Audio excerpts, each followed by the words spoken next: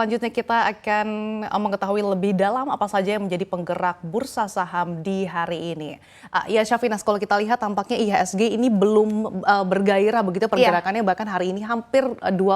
Nah sebetulnya apa saja sih sentimen yang menyebabkan IHSG hari ini cukup tidak berenergi ya? Karena kalau kita lihat memang tampaknya hari ini IHSG juga ditekan, baik dari sektor eksternal maupun sentimen internal. Iya, betul sekali bahwa Dewi Fortuna ini Sasa sepertinya belum memihak pada pasar domestik ya, di mana hari ini kembali IHSG ditutup di zona merah. Seperti yang tadi Sasa sudah sampaikan, selama 5 hari berturut-turut ini ditutup di zona merah. Walaupun di awal hari tadi sempat dibuka di zona hijau hingga akhirnya hari ini ditutup di 6.794,33, melemah hingga ke 2%. Nah, yang menjadi perhatian dari para investor ini adalah tentunya yang hari ini dikeluarkan oleh BPS adanya rilis data inflasi di bulan Juni 2022 di mana ini mencapai 0,61%. Jika kita lihat secara year on year, ini melemahnya sampai, maksud kami pelemahan inflasi ini mencapai di angka 4,35%.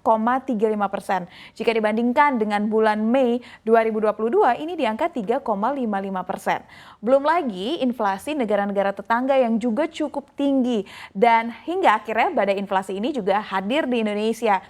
Hingga akhirnya membuat investor memiliki kekhawatiran jika bank-bank sentral di luar sana sudah mengendalikan inflasi dengan menaikkan suku bunga acuan, maka dikhawatirkan BI juga akan menaikkan suku bunga acuan. Walaupun ya di beberapa kesempatan ini BI sempat menyatakan bahwa suku bunga acuan belum akan dinaikkan karena melihat inflasi inti ini masih dalam posisi yang baik gitu ya, dan juga rupiah juga dalam kondisi yang baik sehingga suku bunga acuan belum akan digerakkan kembali. Namun jika suku bunga acuan benar-benar akan digerakkan ataupun kebijakan moneter lainnya akan benar-benar diambil, maka pengambilan keputusan tersebut di tengah perekonomian yang belum membaik, lalu ini akan membuka peluang terjadinya pelemahan pergerakan perekonomian di Indonesia serta kemungkinan adanya resesi ini bisa terjadi, Sasa. Ya, sebenarnya yang dikhawatirkan adalah kalau kita lihat pergerakan rupiah yang terus melemah, bahkan pelemahannya kalau kita lihat semakin mendekati 15.000 ya, ini cukup lumayan mengkhawatirkan mengingat hingga sejauh ini memang Bank Indonesia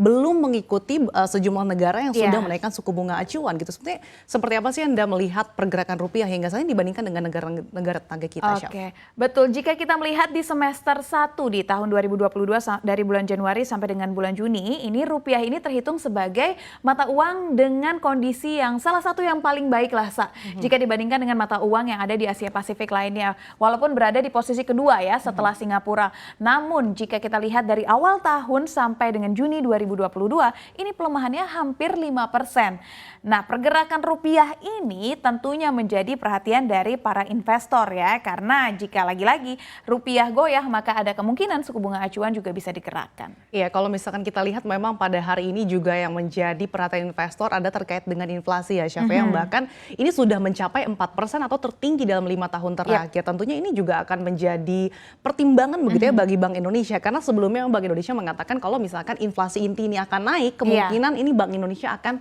segera menaikkan suku bunga acuan. Mengingat kalau misalkan kita lihat meskipun rupiah semakin mendekati ke level 15.000, tapi kalau misalkan dilihat lagi dibandingkan dengan negara-negara lain, pelemahan rupiah ini sebetulnya masih bisa dikatakan masih cukup normal atau stabil ya, Syafia? Iya, betul sekali. Nah, selain inflasi lalu pergerakan rupiah, ini yang menjadi perhatian para investor juga adalah isu geopolitik antara Rusia dan Ukraina. Kita belum tahu ya sampai kapan isu ini akan berlangsung gitu. Dan kemarin kita juga diinfokan bahwa Jokowi, ini Presiden Republik Indonesia, berkunjung ke Rusia dan juga Ukraina.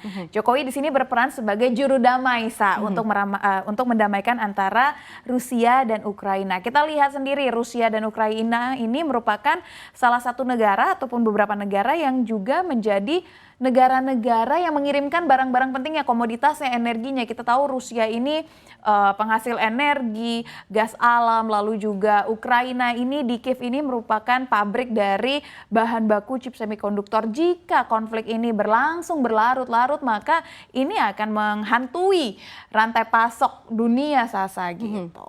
Sebetulnya kalau misalkan melihat penguatan harga komoditas ibarat dua mata uang koin ya, ada untungan, ada juga bisa merugikan Indonesia gitu. Tapi kalau misalkan kita lihat dari IHSG sebetulnya meskipun hari ini pelemahannya hampir 2%, tapi secara year to date kalau kita lihat secara komprehensif sebetulnya kinerjanya ini masih ciamik, bahkan mencatatkan hingga 5%. Betul. Nah, selain memang karena net foreign buy, kalau kita lihat juga ini ada sektor-sektor yang tampaknya justru turut nih di jajaran atas. Nah, apa saja sih yang turut menjadi penopang penguatan IHSG? Iya, jadi meskipun hari ini seluruh sektor berapi-api ya berada di zona merah, tetapi dari awal tahun sampai dengan hari ini sektor yang masih menjadi primadona adalah sektor energi, terlebih adalah batu bara. Kita tahu di India sedang menghadapi heat wave, lalu Jepang juga menghadapi heat wave, otomatis ini harga batu bara ini menjadi mahal. Belum lagi kemarin Jerman juga sempat meminta secara eksklusif untuk Indonesia memenuhi kebutuhan 50% dari batu baranya gitu. Nah, kita lihat nih di sini Bukit Asam mengalami koreksi hingga 2,62%. Indika Energi terkoreksi 5,58%. Lalu Adaro terkoreksi hingga 4,9%. Lalu Bumi Resources juga terkoreksi 2,9%. Indo Tambang Raya juga terkoreksi 2,12%. Dan Adaro Minerals Indonesia ini terapresiasi di 2,85%. Ini ada yang menarik, jika kita berbicara tentang batu bara ya. Ini harga batu bara dari 2021 melesat hingga 180%. Sejak awal tahun saja ini udah mengalami kenaikan hingga 2 kali lipat. Padahal jika kita berbicara harga normal dari batu bara ini ya, itu di kisaran 70 sampai dengan 90 dolar Amerika Serikat per metrik ton.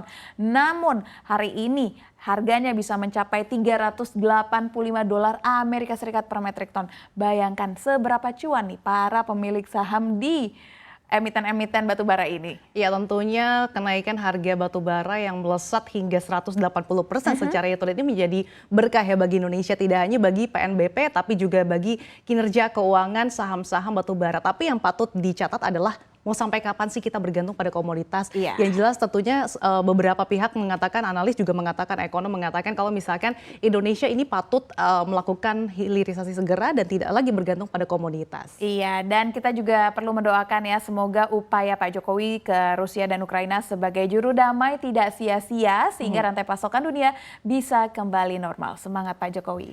Iya, kalau misalkan kita lihat hari ini IHSG terkoreksi, apakah nanti kita akan lihat minggu depan nih, apakah akan melanjutkan pelemahan juga karena pekan ini 5 hari beruntun koreksi dan sudah mengawali perdagangan di semester kedua. Apakah nanti akan terkoreksi juga atau justru mulai ada geliat gitu ya, kita nantikan saja, Chef.